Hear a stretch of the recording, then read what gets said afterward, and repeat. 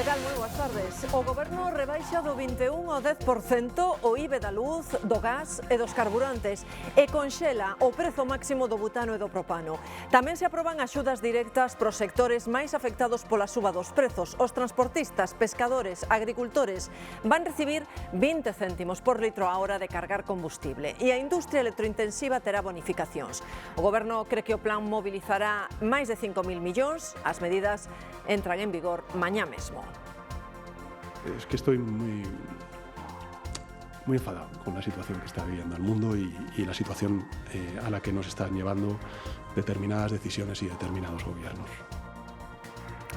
As medidas provocaron a maior crise interna no Goberno nesta legislatura. O Consello de Ministros tivo que atrasarse ata 2 horas polo plantón de Sumar e finalmente aprobáronse 2 decretos. O segundo inclúe iniciativas en vivenda como o tope aos alugueiros. De onde van sair eses 5.000 millóns de euros que son necesarios para afrontar as medidas? Pois as comunidades empezan a facer contas. Alfonso Rueda lembra que os cartos saen do peto de todos. Lamento que fora tan accidentado, que tan discutido entre eles, pero por lo menos fan algo, e iso é de agradecer, aínda que, insisto, gran parte dese impacto económico vai directamente ás comunidades autónomas, non ao goberno.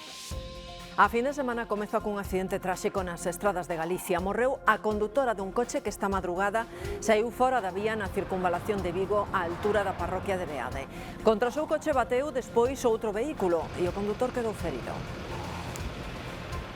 E o peche dunha cadea de estética deixa en suspenso centos de clientes de toda España, tamén aquí en Galicia. As clínicas de Santiago, Pontevedra, A Coruña e Lugo cerraron dun día para outro, porque a empresa entrou en concurso de acredores. Os que tiñan bonos pagados quedan sen os tratamentos e sen os cartos, polo menos de momento. Tengo la cita hoy a las 2:15, lo cual me voy con la sorpresa que está cerrado. Y es una vergüenza, sin avisar, y ahora me veo que no tengo dinero, no tengo tratamiento, no tengo nada. Tirar o diñeiro así por tirar. En menos de 3 meses o Papa vai estar en España e como antesala a esa visita, León XIV recibiu os reis en audiencia no Vaticano. Estiveron na súa biblioteca privada e obsequiaron o pontífice cun facsímile do libro de horas de Felipe II e unha manta fabricada a man nun obradoiro de artesanía de Madrid. Nos deportes compartimos hoxe a alegría do celtismo. Así recibían o equipo esta madrugada no aeroporto. O Celta está en cuartos da Europa League despois de eliminar o Lyon cun gran partido no que venceron por 0-2. No tempo, dentro dun anaco, comeza de forma oficial a primavera, ás 3:46 minutos exactamente. E a primeira tarde da nova estación é propia da época. Pode haber algún chubasco esporádico, sobre todo nas zonas máis altas, que de forma puntual pode vir acompañado dunha tormenta. Os termómetros, as temperaturas están baixando.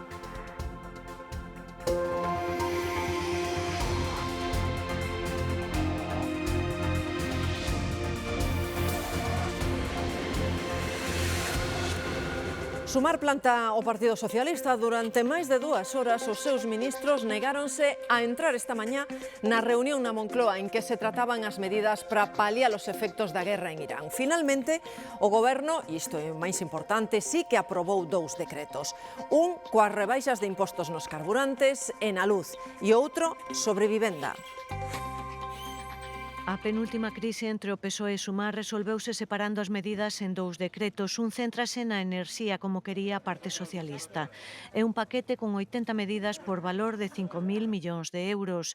É o que xa nos está custando, di Sánchez, esta guerra ilegal. Es que estoy muy enfadado con la situación que está viviendo el mundo y la situación a la que nos están llevando determinadas decisiones y determinados gobiernos. O IBE da gasolina, do gasóleo, da luz e do gas baixa do 21% actual ao 10%. O prezo do butano e do propano queda conxelado. No caso dos carburantes, a rebaixa rozará os 30 céntimos por litro. A maiores, o transporte, o agro e a pesca recibirá unha axuda de 20 céntimos por litro e outra directa para fertilizantes. A industria electrointensiva tamén se lle bonificará a luz por valor de 200 millóns de euros. O segundo decreto é unha reclamación de Sumar, co que se conxelan temporalmente os alugueiros. No existe aún una mayoría parlamentaria en el Congreso de los Diputados para poder convalidarlo. Somos conscientes de ello. E por iso vai separado.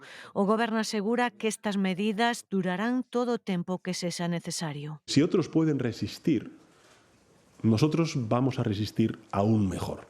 Calcula o Goberno que o paquete beneficiará a 20 millóns de fogares e 3 millóns de empresas. O presidente da Xunta di que Galicia está disposta a tomar medidas que axuden aos cidadáns, pero lamenta que o Goberno non negociara antes coas comunidades. Lembra que os 5.000 millóns das medidas saen do Goberno, pero tamén das autonomías. Lamento que fora tan accidentado, que tan discutido entre eles, pero por lo menos fan algo, e iso é de agradecer, aínda que, insisto, gran parte dese impacto económico vai directamente ás comunidades autónomas, non ao Goberno. Pero non é normal que se tomen medidas que nos afectan, que nos van a afectar como comunidade autónoma tan directamente, e que quen as toma e non vai estar tan afectado, nin siquiera se moleste, nin teña un tempo mínimo e unha lealtade institucional mínima para que antes as falemos. A guerra en Irán eleva a alerta antiterrorista nos Estados Unidos e en Europa. En España, o ministro do Interior reunía esta mañá a mesa de valoración de risco terrorista. No noso país estamos en nivel 4 de alerta e un por debaixo do máximo. Alejandro.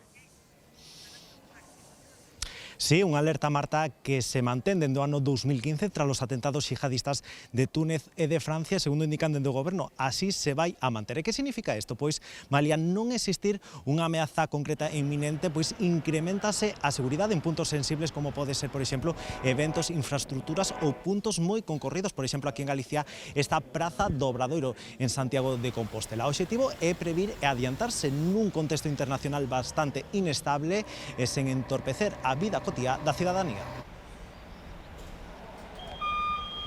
Unha das principais industrias da defensa en España, Indra, atravesa unha crise interna. Planeaba fusionarse con Escribano, pero o acordo está agora no aire. O bloqueo vén dun conflito de intereses. O presidente de Indra, Ángel Escribano, é tamén copropietario da empresa do seu irmán. O Goberno, principal accionista de Indra, pide que se aparte para poder retomar a fusión. E o conflito bélico chega ao día 21, o réxime iraniano confirma o falecemento doutro dirixente despois dos bombardeos desta mañá por parte de Israel. É o voceiro da Garda Revolucionaria. Mentres, o primeiro ministro israelí deixou aberta a posibilidade de enviar tropas a Irán para unha invasión terrestre. Á vez, o réxime iraniano anunciou a execución de 3 homes. Están acusados de matar policías durante as protestas do mes de xaneiro. O accidente de Adamuz volve ser noticia. A Fiscalía Europea acordou abrir unha investigación por fraude no mantemento das vías. Quere saber se o Ministerio Español de Transportes dedicou os 112 millóns de euros que lle deu para sustituir raís e travesas. María Calvo. Sí, a investigación céntrase en averiguar se houbo un uso indebido dos fondos europeos, dos fondos FEDER concedidos no 2024 para renovar a liña de alta velocidade entre Madrid e Sevilla, no treito onde o pasado 18 de xaneiro se producía o accidente de Adamuz deixando 46 vítimas mortais. A Fiscalía Europea leva analizando o caso xa dende finais de xaneiro ante unha posible malversación desos case 112 millóns de euros procedentes da Unión Europea. O proceso está supervisado pola Audiencia Nacional, que actúa como garante mentre se revisa a documentación. Dende o Ministerio de Transportes aseguran que o uso dos fondos foi correctamente xustificado e restaña importancia a este procedimento que din é habitual cando hai financiamento europeo. A Fiscalía Europea investiga a posible malversación de fondos europeos no mantemento da vía férrea do AVE, en concreto no treito que pasa por Adamuz. Algunhas fontes falan de 100 millóns de euros, cuxo uso está baixo sospeita. O ministro de Transportes restoulle importancia neste chío, asegurando que é o protocolo habitual cando ocorre un accidente, pero fontes da Fiscalía aclaran que a investigación se abriu tras non poder verificar o emprego dos fondos e ante a posibilidade dun uso fraudulento dos mesmos. As familias das 46 vítimas mortais do accidente convocaron unha protesta ás 6 desta tarde en Huelva. Saber la verdad para que se puedan implementar los mecanismos necesarios en el ferrocarril para que esto no vuelva a ocurrir. O lema da protesta é memoria, verdade e xustiza. Ourense vai contar con 50 novas prazas en residencias de maiores. Alfonso Rueda inauguraba esta mañá o Centro de Xunqueira de Ambía, Gloria.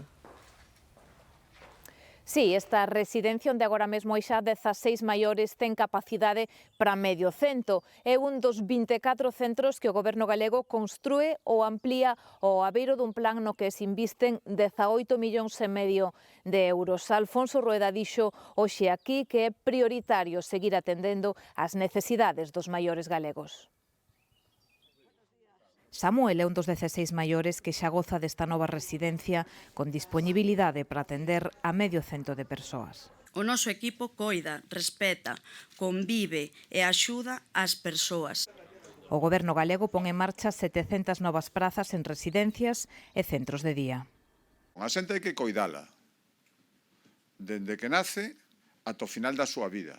E obriga, polo tanto, das administracións que manexamos os cartos de todos e intentar atendelas na medida do posible. A de Xunqueira da Ambía é a primeira residencia que se inaugura dentro do plan da Xunta para mellorar e construir 24 residencias e centros de día en Galicia. Vanse investir 18,5 millóns de euros. Xa está en marcha o novo proxecto que se desenvolve no barrio do 21 de Ourense, que contempla a construción de 1.400 futuras vivendas en 4 bloques. O 80% desas vivendas, aquí o máis importante, van ser protexidas. Se todo segue así, seguramente remataremos xa o edificio este mesmo ano, estas 64 vivendas, pero non temos solo. De feito, ese edificio estamos a construir nun solo que tivemos que comprar a Sareb, porque a Sareb negou a cesión gratuita dese solo. Adquirimos o solo por 1 millón de euros, que nos permite agora estar construindo vivenda, pero non temos máis solo. Unha parroquia de Santiago quere cambiar de concello e pasarse ao de Trazo. Os veciños de Busto din que o de Santiago estén completamente abandonados. Este domingo van votar en asemblea. Se inician os trámites ou non para pedir ese cambio. Non se senten atendidos, queixanse de que o Concello de Santiago esqueceuse deles hai tempo. Somos 250 veciños, pero somos veciños de Santiago e pagamos os impostos igual que todos o resto dos veciños. O remate do seu descontento en cumprimento da promesa que o Concello lles fixo de incluir a parroquia no novo contrato do transporte urbano. Aínda peor a excusa que os buses non poden circular por las estradas da aldea polo seu mal estado. Eso choca co que nos vemos todos os días, que ven por aquí o autobús escolar, polas mañás e polas tardes, con autobuses grandes e pequenos. A mí que me digan que as carreteras que non valen, eso é mentira. E se non valen, entón a culpa será do Concello que non as ten adecuadas. A alcaldesa de Santiago puxose en contacto este venres coa Asociación de Veciños comprometéndose a negociar coa empresa de transportes a inclusión de Busto en canto se resolva o proceso de licitación. Non se fían. Necesitamos algún tipo de garantías de que eso vaya a pasar, porque a min pareceme que é tapar ahora mismo todo o bombo mediático que lle estamos dando a este tema. Con todo este malestar van decidir este domingo en asemblea se inician os trámites para marchar de Santiago e se integraren en Trazo. Un concello rural que seguramente poida entendernos moito máis do que fai Santiago. Porque eu vexo os veciños de Trazo teñen moitísimos máis servicios, aldeas e parroquias moito máis pequenas e teñen todos os servicios que poidan ter. Aquí non hai nada, pero é que nada. A Televisión de Galicia tentou poñerse en contacto co Concello de Santiago, pero non nos deron resposta. A empresa líder do aluminio con base en Padrón, Cortizo, comeza as obras dunha fábrica nova en Portugal, en Chaves concretamente. Investiron máis de 100 millóns, van crear 450 empregos. A fábrica abarcará todo o ciclo de transformación do aluminio e será un dos maiores proxectos empresariais para esa localidade portuguesa. E o mércores que ven pode ser un día complicado se queren coller un taxi na Coruña. Adiantámonos precisamente para que estean previdos porque os taxistas anuncian un paro, eles protestan pola presenza de coches de alugueiros sen condutor en rutas urbanas, que son rutas onde teñen prohibido operar por lei local e por autonómica, as coñecidas como VTC deféndense. A días da Semana Santa, anuncio de folga de taxis para o día 25 na Coruña. Os receos coas VTCs estás a converter en algo case habitual nestas datas. As demandas dos taxistas tamén son recorrentes. Reclaman que o Concello actúe contra os servicios que fan en zona urbana, sobre todo nas fins de semana. Os taxistas consideran o ilegal e din que as negociacións con Concello están rotas. Ten que velar polo cumprimento da ordenanza municipal e o propio Concello no seu término municipal. Neste momento non sabemos o número de autorizacións que están traballando aquí na cidade. Cumplen as cousas, as normas, e cumplen todo o que teñen que cumplir, non nos afectan porque hai traballo. As VTCs teñen a súa versión. Aseguran que operan con licencias legais e que cobren unha demanda real dos usuarios, especialmente en momentos de maior actividade, cun servizo máis áxil e doado. Aos usuarios da posibilidade de coñecer o prezo dende o inicio do servizo e tamén permite aos taxistas ter unha canle adicional de negocio e de traballo. Mentres tanto, os usuarios sitúanse no medio dunha polémica que non é a súa. O que preocupa é que se non hai cambios, moitos dos que veñen pasar uns días vanse a topar cunha folga no servicio de taxis. Sí, isto sobre os taxis, pero tamén na Coruña e polas mesmas datas vaise complicar o transporte en tren. A razón son as obras que o Adif vai comezar na estación Sabela.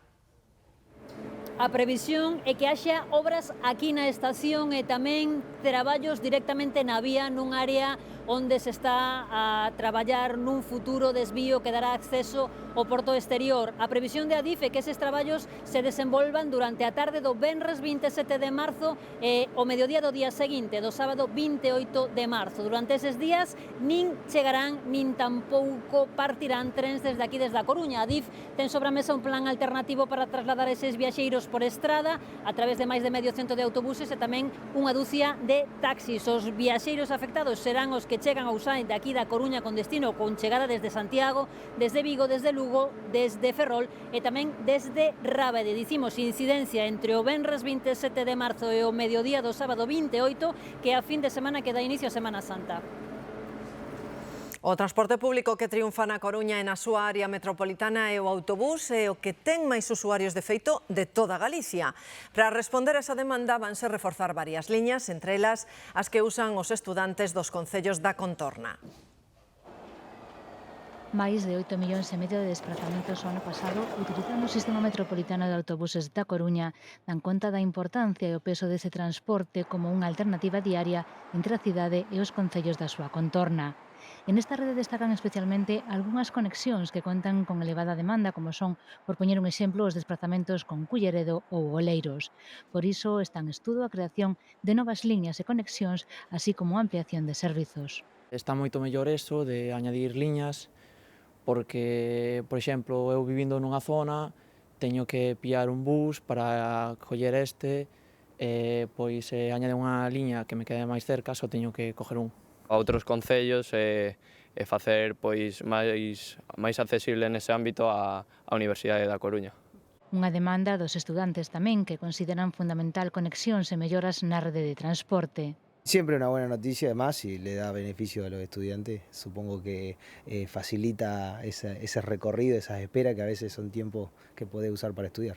Pongan más líneas siempre está bien, porque al final somos muchos los que venimos a estudiar y tal, y pues queremos llegar a clase a tiempo y a veces no se puede. Aparte sempre va moi chea e cantos máis buses haxa, mellor. Novas liñas e conexións que se adapten en definitiva ás necesidades de mobilidade dos cidadáns. E hai novas liñas que necesitan profesionais ao volante. As autoescolas sábeno moi ben, hai moitísima demanda para sacar o carné de transportista. Os cursos que se ofertan están completos directamente, non dan abasto. Cambio de vida ao volante dun camión. Traballei moito a nivel logístico, que sería almacén, repartidor, traballei de comercial. A demanda das empresas dispara as matriculacións nas autoescolas que imparten este tipo de formación especializada. Faltan conductores en vehículos de mercancías, faltan conductores en vehículos de autobuses. Se nós non temos traballadores, as mercancías non se van a transportar. Date conta que o 96% das mercancías que se moven en España é por carretera. A demanda é tal que moitas veces son as propias empresas as que se dirixen aos centros formativos.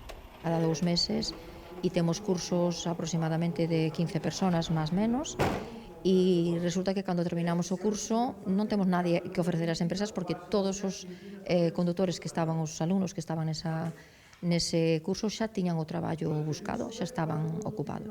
As asociacións profesionais de transportistas reclaman unha formación específica.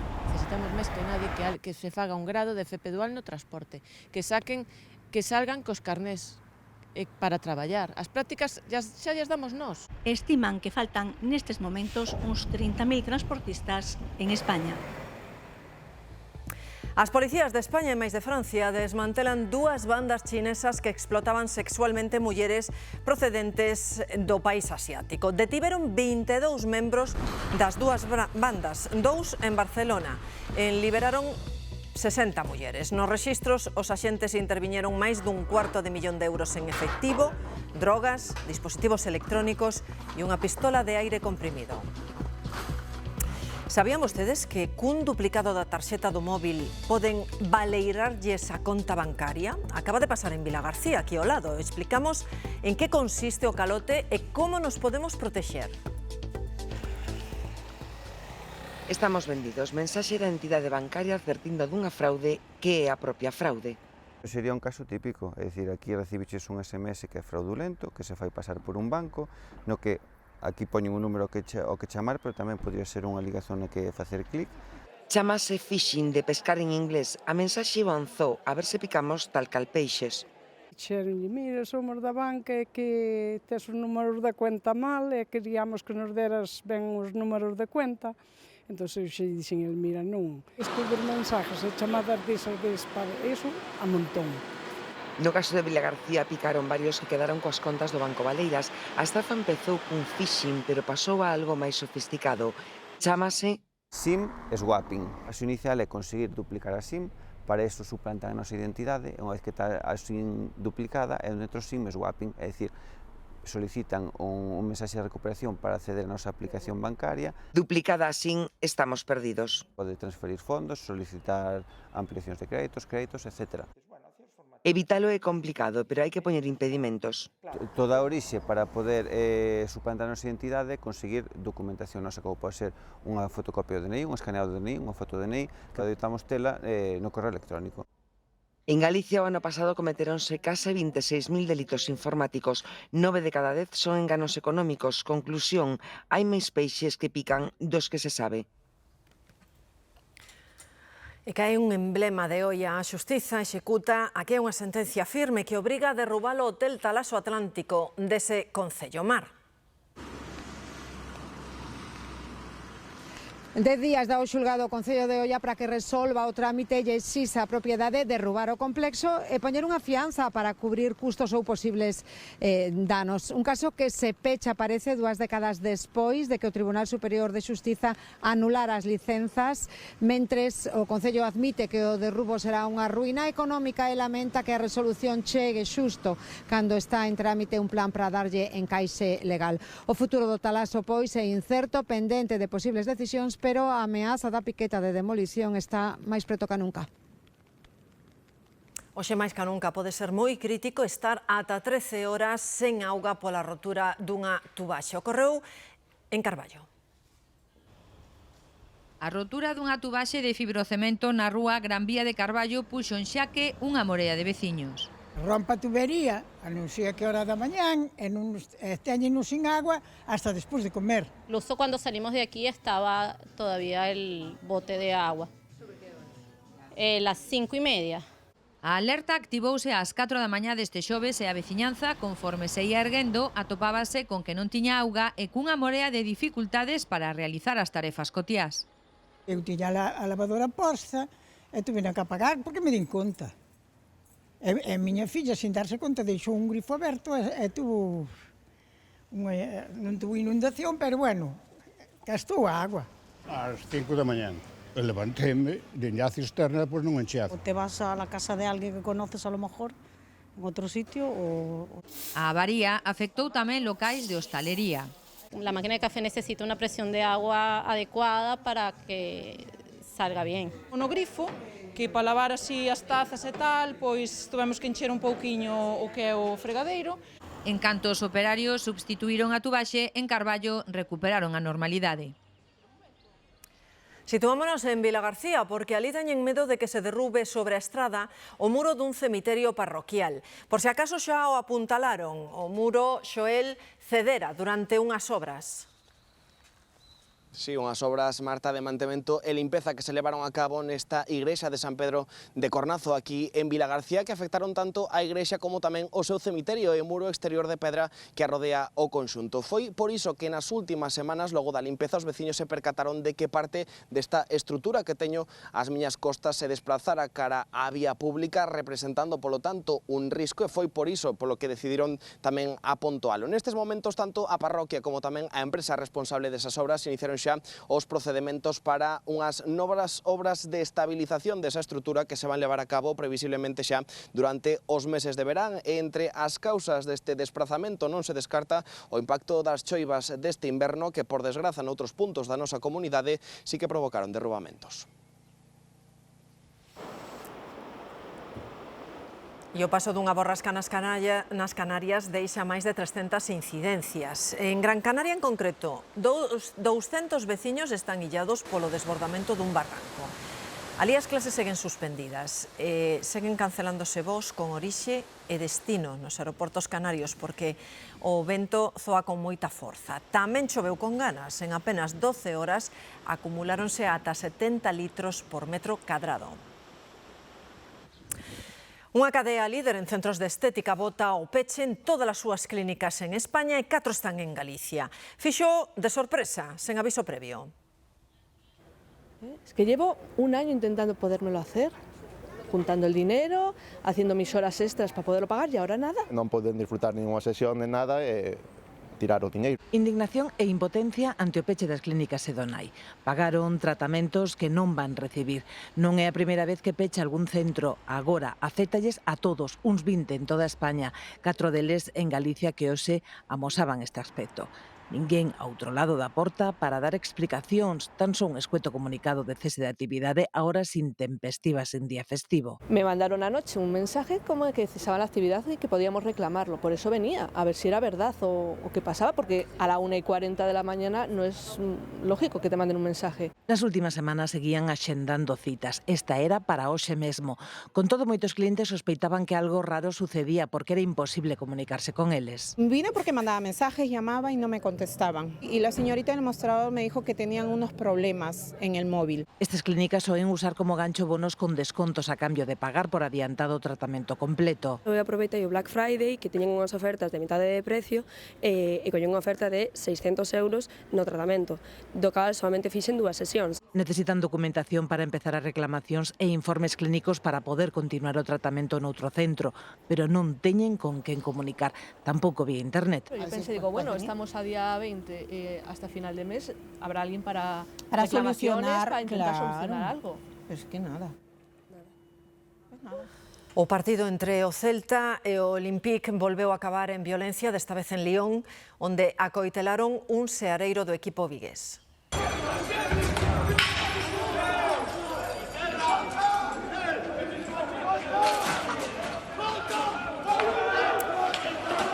En plena rúa montouse unha batalla campal. Segundo medios franceses, un grupo de ultras do Celta que viña de celebrar a vitoria nun bar empezou a estragar o mobiliario urbano porque lles impediron subir a un autobús. E os radicais do León responderon con violencia tamén. Atacaron un dos do Celta. Primeiro a paus, despois cunha navalla. O ferido foi trasladado ao hospital, aínda que a súa vida non corre perigo. De momento hai un menor detido. Esta madrugada morría unha muller ao saír da vía co seu vehículo e emborcar. Circulaba pola circunvalación de Vigo ao seu paso pola parroquia de Beade. O accidente mortal ocorreu na estrada na VG 20 en Vigo, no punto kilométrico 11,5 seu paso pola parroquia de Beade. Segundo informou o 112 Galicia, eran as 3:05 desta madrugada cando tiveron constancia do sinistro. Foi a través da chamada dun particular que indicaba que acababa de chocar cun vehículo emborcado na vía. Pouco despois, outros alertantes volveron contactar co servizo de emerxencias advertindo da gravidade do accidente, xa que o turismo emborcado presentaba importantes danos. Foi entón cando avisaron ao servizo de urxencias sanitarias do 061, os bombeiros de Vigo e os axentes da Garda Civil de Tráfico e da Policía Local. Unha vez no lugar, os equipos de emerxencias confirmaron que no accidente se viron implicados 2 vehículos. Nun primeiro momento produciuse unha saída de vía en que unha muller perdeu a vida e posteriormente outro outro coche impactou contra o turismo accidentado, resultando o seu ocupante ferido de carácter leve. Así mesmo, e co fin de prestar apoio aos familiares da vítima mortal, activouse o Grupo de Intervención Psicolóxica en Catástrofes e Emerxencias do Colexio Oficial de Psicología de Galicia. A imprudencia e as distraccións tamén dos condutores e dos peóns adoitan estar detrás da maioría de atropelos nas cidades, pero os expertos engaden un terceiro elemento, e é que os pasos están mal sinalizados ou en lugares moi pouco visibles. O ano pasado rexistráronse en Santiago 40 atropelos cun resultado dunha persoa morta e 36 feridos. A metade producíronse en pasos de peóns sen semáforo. Postos a analizar as causas, os expertos apuntan 3 factores. Un deles é a deficiente sinalización dos pasos. O paso de peatóns é necesario que previamente haxa unha señal de perigo que nos advirta. O segundo, que o paso de peóns debe estar ben pintado. E o terceiro, debe haber ao lado unha señal vertical para que o condutor de lexos sepa onde está situado. Logo está o factor humano, falla a educación viaria de peóns e condutores. Ese é un dos problemas que se está observando cando cruzamos polo paso de peóns. No lugar onde non hai paso de peóns debemos cruzar nun lugar onde haxa boa visibilidade e debemos facelo de forma perpendicular, nunca en diagonal. Os condutores temos que saber que o peón é a parte máis frágil, máis vulnerable, co cual debemos respetar a súa prioridade. Especialmente no paso de peatóns debemos acercarnos despaciño a ese paso de peóns. E iso é o que estamos vendo que non se está facendo. Abonda con situarse ao carón dun paso de peóns e nun espazo corto de tempo vemos todas as casuísticas posibles, distraccións e imprudencias duns e doutros. Os peatóns somos os peores respetando as normas, porque cruzamos por calquer sitio, eu acabo de facelo ahora mismo.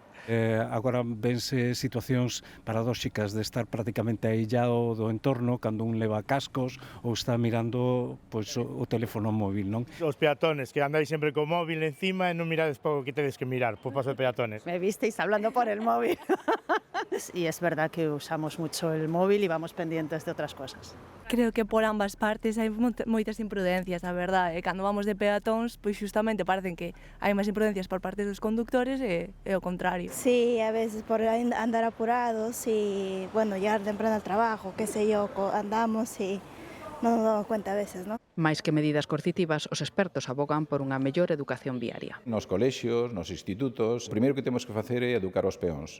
Eu con eso considero que vamos a conseguir uns mellores condutores no futuro. Xa lles contábamos esta semana que a liorta entre dúas familias acababa a tiros en Lugo e segue investigándose. A policía tomoulle declaración ao ferido de bala, que se mantén ingresado. Busca o autor do disparo, desaparecido dende aquel día. Tamén aumentaron a vigilancia policial na zona. Ao parecer, este conflito ven de vello, con enfrontamentos e ameazas a través das redes sociais. A orixe podería estar nunha relación amorosa entre dous membros das dúas familias. Ahora casi todo es por método QR. Es más accesible y eso que se puede ver desde casa. Pois eu sigo preferindo papel.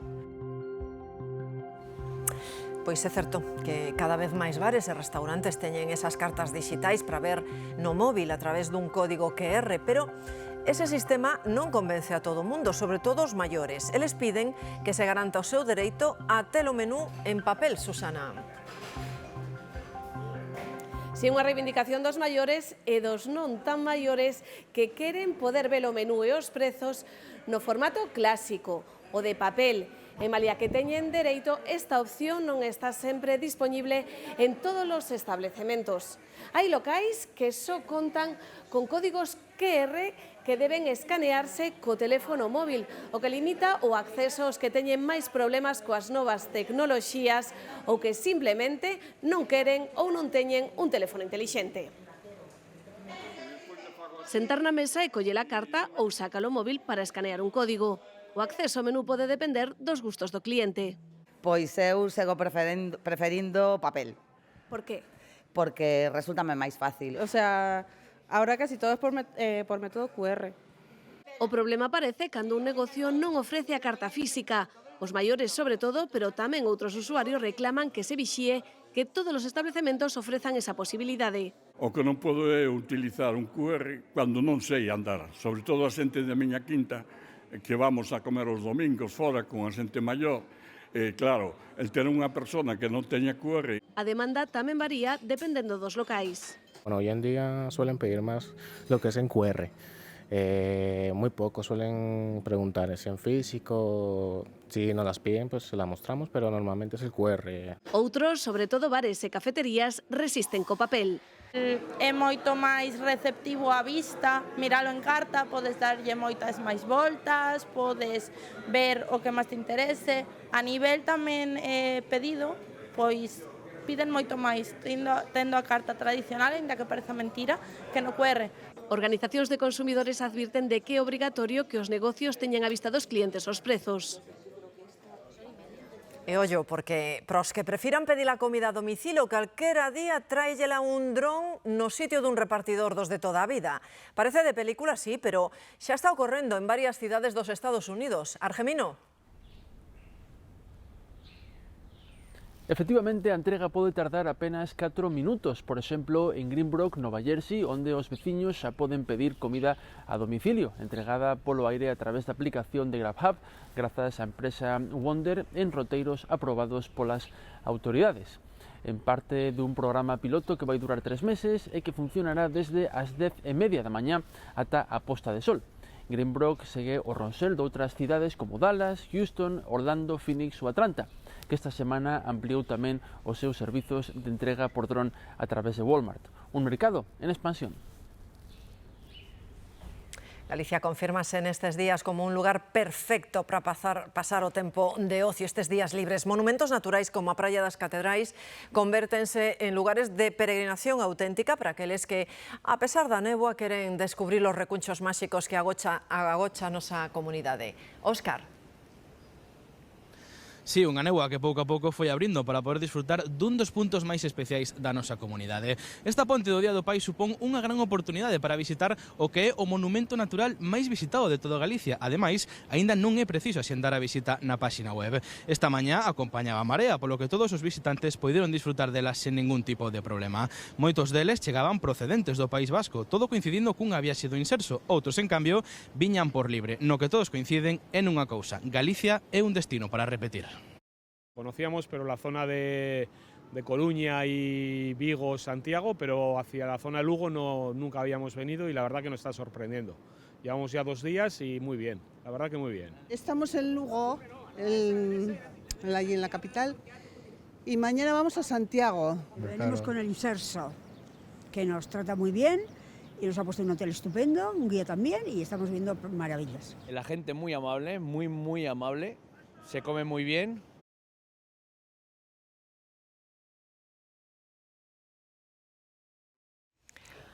O Papa recibe os reis no Vaticano 3 meses antes de visitar España. A de xuño será a primeira visita dun pontífice en máis dunha década.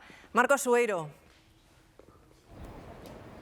Que tal, Marta? Foi unha mañá intensa que nos ofreceu 2 imaxes destacadas. Un encontro dos reis co Papa no Vaticano e o nomamento tamén de Don Filipe como protocoengo da Basílica Santa María Maior de Roma, onde estamos. Imos reparar na duración da audiencia, en primeiro lugar desta mañá, 50 minutos de conversa, tamén de cercanía no trato e obxectivos compartidos. O recibimento foi coidado, por certo, coa Garda Suiza como garda de honra e tamén foron escollidos os agasallos entre os reis e o Papa León. Rematada a audiencia na Basílica, trasladáronse á Basílica de Santa María a Maior e aquí renovouse a ligazón histórica entre a Coroa de España e a Santa Sé con nomeamento do rei como protocoengo da Igrexa Papal. Un detalle nada máis entrar, fíxense, hai unha escultura de Filipe IV, de Bernini. O rei, tras tomar posesión deste vencello secular, recordou o Papa Francisco, por certo, e expresamente mencionou a claridade de palabra, obra e conciencia de León XIV. Tamén manifestou a súa alegría pola visita que te referías do pontífice no mes de xuño a España. Imos ver como transcorreu esta intensa mañá aquí en Roma. O Vaticano recibiu hoxe a visita dos reis de España. Prodúcese 3 meses antes de que o Papa visite o noso país. Don Filipe e Dona Leticia foron recibidos con honores pola Garda Suiza e por unha comitiva encabezada polo vicerrexente da Casa Pontificia.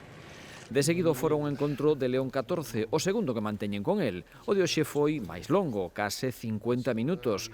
Boa parte da conversa, como natural, foi sobre esa viaxe apostólica do próximo mes de xuño, que o vai levar ata as cidades de Madrid, Barcelona, Tenerife e as Palmas de Gran Canaria. Os reis entregaron ao Papa 2 regalos, un facsímil do libro de horas de Filipe II e unha manta de lana merina e seda natural. Tras a audiencia co Papa, os reis foron á Basílica de Santa María Maior, no centro de Roma. Alí, Filipe VI tomou posesión do seu título de protocoengo deste templo. Este cargo honorífico está reservado á monarquía española desde o século XVII. Pois non moi lonxe dese punto do Vaticano, un dos monumentos máis visitados do mundo volve estar no centro do debate.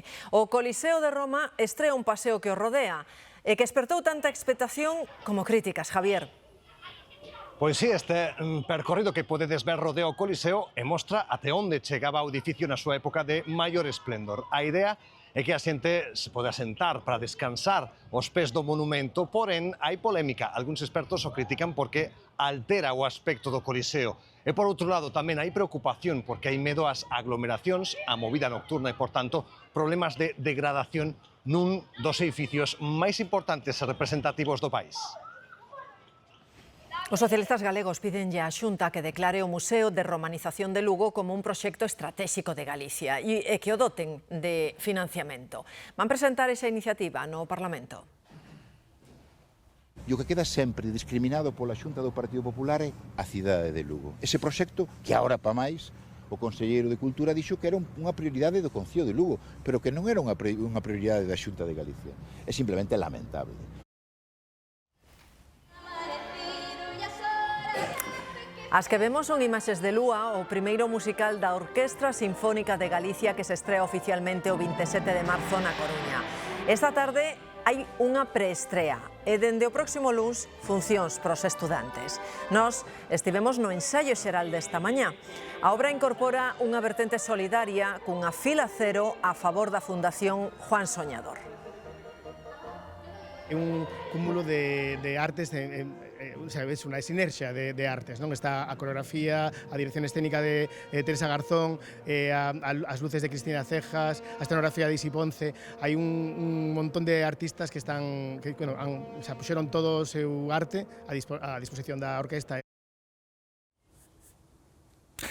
Imos agora co tempo, quedalle pouco máis de media hora a primavera e temos que falar de algunha chuvieira, unha situación, por certo, clásica deste panorama. Desta hora chove polo Baixo Miño, tamén na comarca do Barbanza, tamén en algún punto de Ourense, son precipitacións esporádicas. Tampouco se pense que van ser contundentes ao longo da tarde, pero sí poderían mollar algunha zona fundamentalmente do interior de Galicia e fíxense que, aínda que sexa de forma puntual, poden vir con tormento. O que se note é como queron as temperaturas. Onte superábamos os 25 graus nas zonas de Pontevedra de Ourense, hoxe fíxense nas cidades galegas arredor dos 20. Se queren, despois dos deportes, falamos tamén da primeira fin de semana desta primavera e da pinta que ten a próxima. Pois o dito, que nos despedimos do inverno. A primavera entra oficialmente ás 3:46 minutos. Xa se ve agromar en todo o hemisferio norte, comezando polo Xapón, onde a floración das cerdeiras é toda unha institución e ata mandan expertos para certificar que xa está en marcha. Tamén están en flor as cerdeiras en Washington e máis preto aquí na Ribeira Sacra. Por toda Galicia temos paisaxes cheas de cor con esta explosión da primavera que durará ata o 21 de xuño.